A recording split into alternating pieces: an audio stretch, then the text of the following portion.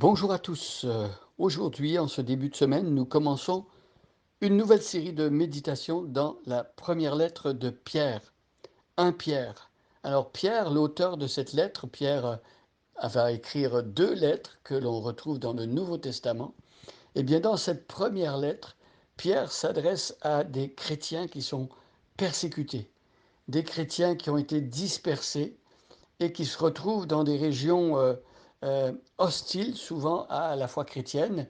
Eux qui ont quitté leur pays d'origine, certains sont juifs, ils ont quitté donc le territoire d'Israël pour se retrouver en Asie mineure et un peu partout dans des régions où dominait le paganisme.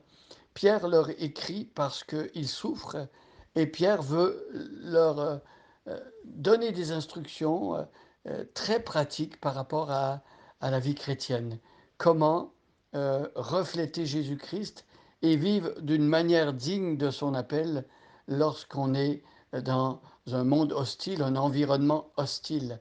Alors, l'intérêt de 1 Pierre, c'est que nous aussi, nous pouvons facilement nous identifier à ce que les récipiendaires de la lettre de Pierre ont vécu, puisque nous aussi, nous pouvons dire que même s'il n'y a pas nécessairement de persécution là où on se trouve, quoique peut-être certains de ceux qui m'écoutent vivent dans des territoires où il y a vraiment la persécution, mais ceux qui ne vivent pas une persécution directe peuvent quand même s'identifier au fait que nous vivons dans un monde hostile. Vous savez, le monde dans lequel on vit n'est pas neutre moralement parlant ou spirituellement parlant. L'apôtre Jean dira que le monde entier est sous la puissance du malin. Ainsi donc, Pierre a exhorté les chrétiens à se soumettre aux autorités. Il a rappelé les grandes vérités du salut. Christ est mort pour nos péchés. Christ est un modèle, lui qui était persécuté, on a usé de violence envers lui et il n'a pas répondu par la violence. Nous arrivons au chapitre 4 à partir du verset 7 et nous lirons cette péricope qui compte quelques versets, hein, peut-être, bon, je dirais 5 ou 6 versets.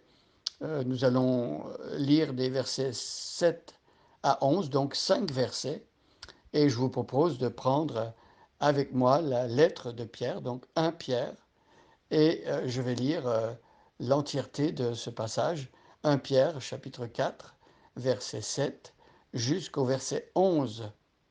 Et il s'agit ici d'un texte qui nous parle de la vie communautaire. Alors je lis verset 7. La fin de toute chose est proche. Menez donc une vie équilibrée en faisant preuve de modération afin d'être disponible pour la prière. Avant tout, aimez-vous ardemment les uns les autres, car l'amour garde le silence sur un grand nombre de péchés. Exercez l'hospitalité les uns envers les autres, sans vous plaindre. Chacun de vous a reçu de Dieu un don de la grâce particulier qu'il exerce au service des autres, comme un bon gérant de la grâce infiniment variée de Dieu, que celui qui parle transmette les paroles de Dieu, que celui qui sert accomplisse sa tâche avec la force que Dieu donne. Agissez en toutes ces choses de manière à ce que la gloire en revienne à Dieu par Jésus-Christ, à qui appartiennent la gloire et la puissance pour l'éternité. Amen. Alors jusqu'ici, cette péricope, ce passage de 1 Pierre chapitre 4. Alors oui, l'apôtre Pierre qui a écrit cette lettre, c'est celui qui était le porte-parole des 12, le leader des 12, mais c'est aussi celui dont on se souvient parce que peut-être se croyait-il différent du reste des apôtres, lui a dit, quand Jésus a dit qu'il allait souffrir, qu'il allait être livré aux anciens, et qu'il mourrait et qu'il allait être vivant à nouveau. Euh, L'apôtre Pierre, lorsque Jésus a parlé de sa mort, euh, Pierre n'a pas accepté. Et Jésus avait dit, tous m'abandonneront. Et l'apôtre Pierre avait dit, quand tout le monde t'abandonnerait, moi je ne t'abandonnerai pas. Et Jésus lui a dit que le coq chanterait 3 fois et que Pierre allait l'abandonner. Il allait le renier. Pierre a beaucoup appris de ces leçons. Il a appris à la dure, on pourrait dire. Mais Pierre a beaucoup de choses importantes à dire au sujet de la souffrance. Alors, le verset 7 commence avec cette phrase, la fin de toute chose est proche. Alors imaginez-vous, à l'époque de l'apôtre Pierre, c'est il y a plus de 2000 ans, Pierre savait que le plan de Dieu arrivait à sa dernière étape. Euh, la fin du monde, la fin de toute chose, pour Pierre, était proche. Mais il faut savoir que dans l'esprit des auteurs bibliques et aux yeux de Dieu, un jour est comme 1000 ans, 1000 ans sont comme un jour. Dieu n'a pas la même façon de calculer le temps que nous. Il vit dans l'éternité. Pour nous, 2000 ans, c'est très long, mais pour Dieu, c'est comme 2 jours. Et donc, lorsque les apôtres euh, ont vécu après la résurrection, euh, ils avaient conscience qu'ils étaient arrivés vers la fin du monde et que la fin de notre monde était proche. Alors, est-ce que ça veut dire que Jésus va revenir demain ou après-demain? On ne peut pas le dire. Jésus lui-même a dit que seul Dieu le Père le savait. Dans son humanité, Jésus avait choisi de ne pas savoir, de ne pas connaître la date euh, de la fin du monde. Mais donc, au vu de la fin du monde qui est proche, et Jésus a quand même donné des signes précurseurs, et il dirait que avant la fin du monde, il y aurait des guerres, des bruits de guerre, il y aurait toutes sortes de dérèglements, des cataclysmes. On peut dire que lorsqu'on regarde notre monde tel qu'il est, euh, tout cela existe, mais il semblerait que plus on avance vers la fin, plus il y aura une sorte d'intensification de ces phénomènes-là. Il y a toujours eu des tremblements de terre, il y a toujours eu des cataclysmes, mais il semblerait que plus on avance vers la fin, plus il y aura de ces choses-là qui vont arriver. Donc, comment vivre euh, en sachant que nous sommes entrés dans la dernière période du plan de Dieu depuis la venue de Jésus jusqu'à son retour. Nous sommes dans cette dernière période. Et donc, comment vivre, comment plaire à Dieu quand on vit dans cette période de l'histoire du salut? Et bien ici, l'apôtre Pierre nous dit, menez donc une vie équilibrée.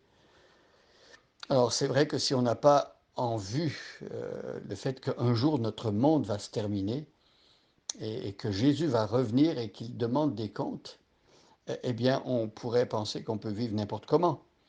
Mais ici, le Seigneur dit que pour un chrétien qui a connu la grâce de Dieu, le pardon du Seigneur, qui est en communion avec Jésus-Christ qui est saint, eh bien, le Seigneur nous demande de vivre d'une manière équilibrée, d'une manière sobre, de ne pas vivre dans l'exagération, de vivre d'une manière où on va avoir des priorités qui sont claires et notamment vivre pour Jésus. Menez donc une vie équilibrée en faisant preuve de modération. Vous voyez, ici, il s'agit de ne pas vivre dans l'excès. Alors, peut-être que certaines personnes ont tendance à vivre dans les excès de la nourriture, de manger trop. Peut-être d'autres, c'est l'excès d'alcool. Ça peut être l'excès par rapport au matérialisme, toujours en train de dépenser de l'argent, de vouloir posséder, posséder, posséder. Il peut y avoir des excès dans le domaine sexuel en dehors du mariage. Le- la sexualité est bonne dans le cadre du mariage, mais certaines personnes pourraient vouloir vivre et être obnubilées par cette question-là. Faire preuve de modération, vivre une vie équilibrée afin d'être disponible pour la prière. Ici, il y a quelque chose de très intéressant. Il y a une relation entre notre manière de vivre et le temps qu'on va pouvoir prendre pour prier. Évidemment, si on vit dans l'excès, dans l'exagération, eh bien, on n'aura pas de temps pour la prière, on n'aura pas envie de prière. C'est comme si toutes ces fautes-là nous, nous rendaient moins capables de prier. Or, en vivant dans des temps de la fin, dans des temps où euh, on a besoin de parler à Dieu parce que les temps sont mauvais, eh bien, il faut rester équilibré et rester euh, dans une disposition spirituelle qui va rendre la prière possible. Et ça, le Seigneur nous l'accorde.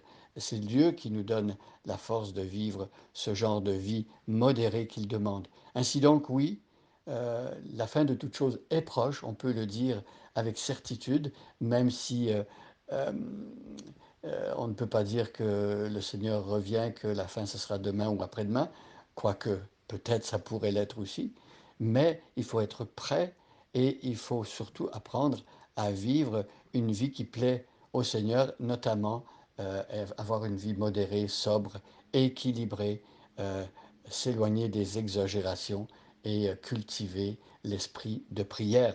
Bonne journée à chacun et à chacune et soyez bénis.